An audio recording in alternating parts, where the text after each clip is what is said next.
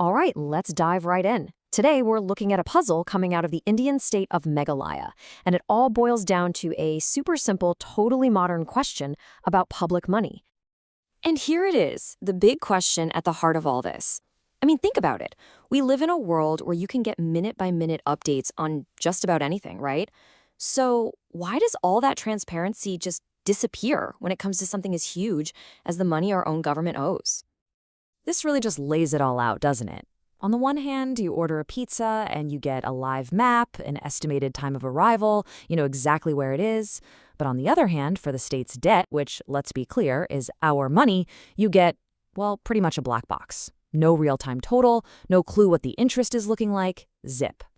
Okay, so that's what this is all about. We're going to dig into this pizza-sized question and try to figure out why this really important financial information in Meghalaya seems to be completely off the grid.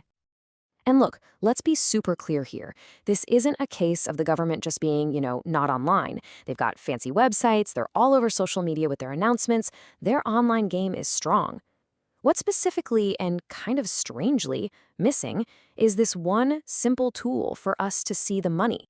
So if the government has all the tech and the online presence, then the fact that there's no debt dashboard, well, that starts to feel less like an accident, right? It leads us to the real question. Why? What's going on behind the scenes? Now, the first thing that probably jumps into your head is technology, right? I mean, maybe building one of these things, a real-time dashboard, is just super complicated or crazy expensive. And you know what? That's a totally fair thought. But it turns out that's not it at all. The technology is not the problem here, not even close. We've seen other Indian states like Tamil Nadu and Karnataka give these kinds of portals a shot. And if you look around the world, countries from New Zealand to the Philippines have shown it's absolutely possible. So yeah, the tech exists. So what does that mean? It means we're not looking at some kind of technical glitch. We're looking at something else, a concept called fiscal opacity. And this is the key part. It's a deliberate choice. It's not about not being able to show the numbers. It's a strategy to avoid showing the numbers, which, of course, helps dodge public accountability. And here's a really great way to think about it, a perfect analogy. You just hide the scoreboard. Because if people can't see the score, the actual financial data, then how can they possibly know how the team is doing? They have no idea if the state is winning or losing. This creates a situation that experts call information asymmetry, which is really just a fancy way of saying there's a huge power imbalance. Think of it like a poker game, where the government can see everyone's cards. They know the whole picture. But the public, we only get to see what the government chooses to show us, the slick press releases, the good news, basically the story they want us to hear. Okay, so we've kind of figured out that this is a choice, not a mistake. But just pointing out the problem isn't enough, right?